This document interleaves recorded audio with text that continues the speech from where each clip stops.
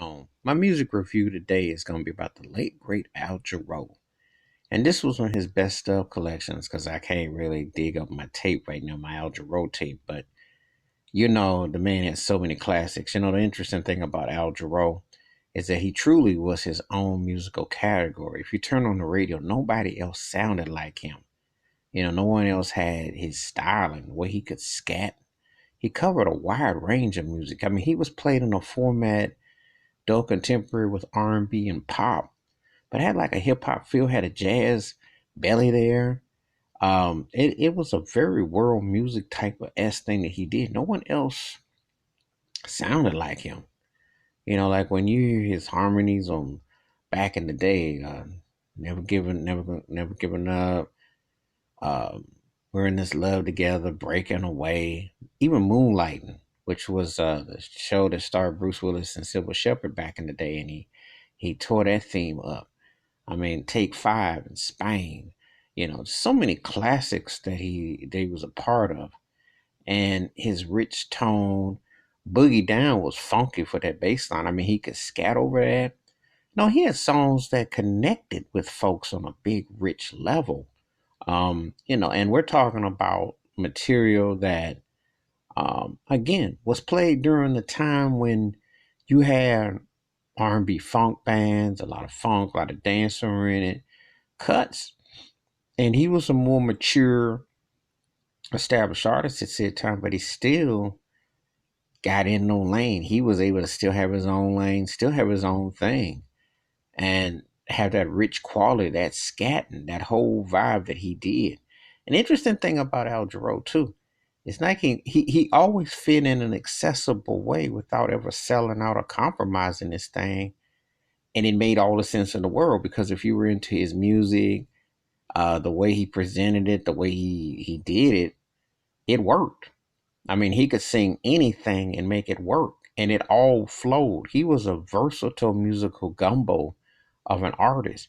To think about it, and even though he won 7 Grammys and was successful, he almost was kind of like underappreciated, underrated in a way because when you think about it, no one else was doing what he was doing. And still to this day, no one has come along that has scattered, that has been able. I mean, Bobby McFerrin had "Don't Worry, Be Happy" was a big song, but Al Jarreau made a career out of musical runs. Like you could put his styling and harmony into any setting and it would work. It was like Ella Fitzgerald meets George Benson, Johnny Hartman, Johnny Mathis, and an interesting musical gumbo. And then others that, you couldn't even imagine. But it was a uniqueness and a richness and enlightenment of his tone and his craft. But this compilation covers a wide range of his musicality. He was great live to match what he did in the studio. And again, he created some timeless music. It's hard to believe when I sit here and think some of these songs are 40 years old, 35, 40 years old. They've stood the test of time. It's hard to believe how fast the time went by because remember hearing morning on the radio in the morning, get you up in the morning, you going to school, eating your breakfast or something, your Rice Krispies or some banana something. And Al Jarreau definitely had that morning glow and had a very distinctive tone and phrase and vibe that he created with his music. And it's still, like I said before, it's still felt to this day that just to hear his musicality, the richness, the depth, the great productions, the great arrangements, um, truly an inspirational artist. And sad to think it's been 2 years since he passed, and it's like I had so much of his music, and then you like go back and you listen, and it's like some other things that you listen to, and you're like, yeah, that was the jam, that was the cut, you know. And I always say that he's one of my in my top 100. I know people talk about music lists. He's one of my 100 greatest artists ever.